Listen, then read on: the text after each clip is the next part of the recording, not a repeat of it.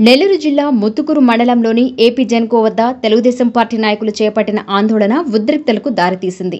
AP Genco thermal విద్యుత్ కేంద్రంలో ఉన్న ఉద్యోగ ఉపాధి అవకాశాలలో స్థానికులకు ప్రాధాన్యత కల్పించాలని కోరుతూ వారు ఆందోళనకు దిగారు. జెన్కో కార్యాలయంలోకి వెళ్లే అనుమతి లేదని పోలీసులు వారించినా లెక్క పెట్టకుండా గేట్లను తోసుకుని నినాదాలు చేసుకుంటూ సీఈ కార్యాలయం వద్దకు చేరుకున్నారు.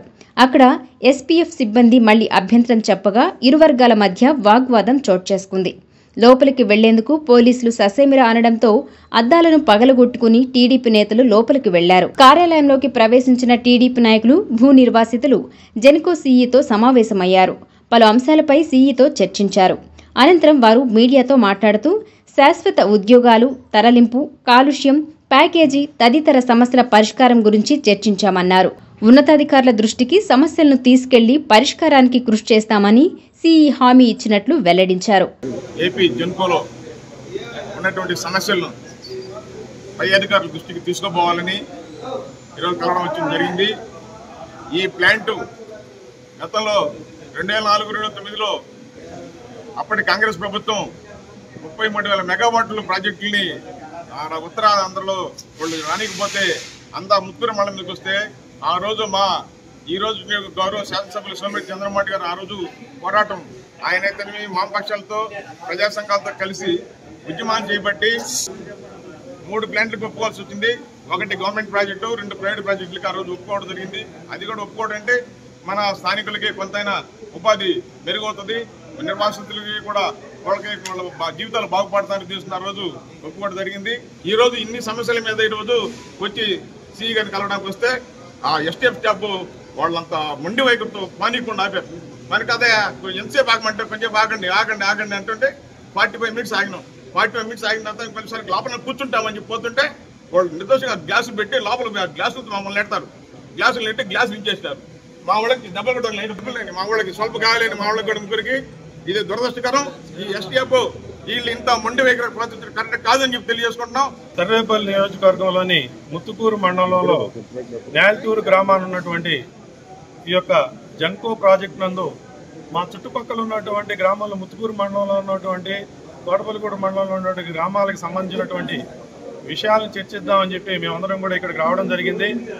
అయితే ఈ యొక్క ప్రాజెక్టు మొదలైనప్పటి నుంచి కూడాను ఇక్కడ ఉన్నటువంటి స్థానికులకు కానీ రైతులకు కానీ ఇక్కడ ఉన్నటువంటి వాళ్ళకి ఎవరికి కూడాను ఈ యొక్క ప్రాజెక్టు వల్ల ఉపయోగం లేదనేటటువంటి పరిస్థితులకి మా యొక్క గ్రామాల ప్రజలు ఈరోజు రావడం జరిగింది.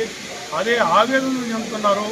అదే ఈ ప్రాజెక్టు మొదలైనటువంటి రోజుల్లో ఆనాటి అజయ్ జైన్ గారు ఇక్కడికి వచ్చి ఈ యొక్క ప్రాజెక్టు హీరింగ్లో మాకు ఈ గ్రామాలన్నీ భవిష్యత్తులో చాలా మెరుగైనటువంటి వాతావరణాలకు వస్తాయి, ప్రతి ఒక్కరు కూడా జీవితాలు మారి రైతులుగా ఉన్న మీరు పారిశ్రామికవేత్తలుగా అయ్యి మీ ఇంటికి ప్రతి ఒక్కరికి కూడా ఉద్యోగం వస్తుంది, అందరూ కూడా లక్షణంగా ఉంటారనేటటువంటి మభ్య మాటలు ఆ రోజు చెప్పడం జరిగింది. ఆ రోజు నుంచి ఈ రోజు వరకు కూడా మా గ్రామాల్లో ఉన్నటువంటి ప్రజలందరూ ఎదురు చూస్తున్నారు. చుట్టుపక్కల గ్రామాల ప్రజలు, వాళ్ళ నాయకులు మా ప్లాంట్కి వచ్చి వారి సమస్యలు వినియోగించారు.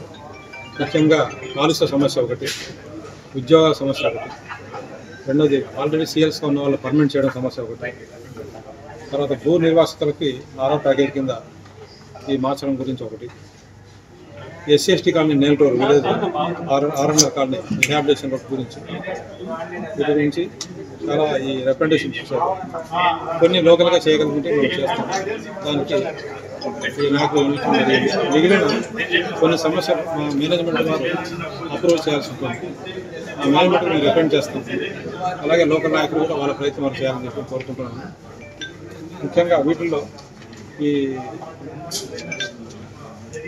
మేము కొన్ని చర్యలు తీసుకుంటున్నాము. ఆల్రెడీ యాష్ పాండ్లో వాటరింగ్ స్ప్రే చేస్తున్నాం. దాన్ని ఇంకా రేంజ్ పెంచి కొత్త ఎక్విప్మెంట్ ద్వారా పొల్యూషన్ లేకుండా చేయాలని చెప్పేసి మేము ప్రయత్నం చేస్తున్నాం. అది కూడా త్వరలోనే ఒక 20 రోజుల్లోనే స్టార్ట్ చేయడం జరుగుతుంది. సో చుట్టుపక్కల గ్రామాలకి ఎటువంటి పొల్యూషన్ లేకుండా ఈ యాషల్లో బుడిద వల్ల ఎటువంటి సమస్య లేకుండా చేయాలని చెప్పి మేము అలాగే వాళ్ళకి నీటి సమస్య గురించి ఒకటి వినియోగించారు. ఆర్ఓ ప్లాంట్ మెయింటెనెన్స్ గురించి కూడా సిఎస్ఆర్ ఫండ్స్ తెప్పించేసి అది కూడా మా మేనేజ్మెంట్ ద్వారా మేము శాంక్షన్ చేసుకొని వాళ్ళకి సహాయం చేయాలని చెప్పి మేము ఈ విధంగా చెప్పదలుచున్నాం. మిగిలిన సమస్యలన్నీ చిన్న చిన్న సమస్యలు, అవి కొన్ని మనం ఈ టెండరింగ్ సమస్య ఇటువంటివన్నీ రూల్స్ ప్రకారం చేయాల్సి ఉంటుంది. దాన్ని ఎటువంటి రూల్స్ అతిక్రమం చేయడానికి ఉండదు. సో మిగిలిన సమస్యలన్నీ చాలా వరకు లోకల్గా చేయాల్సి చేయగలం.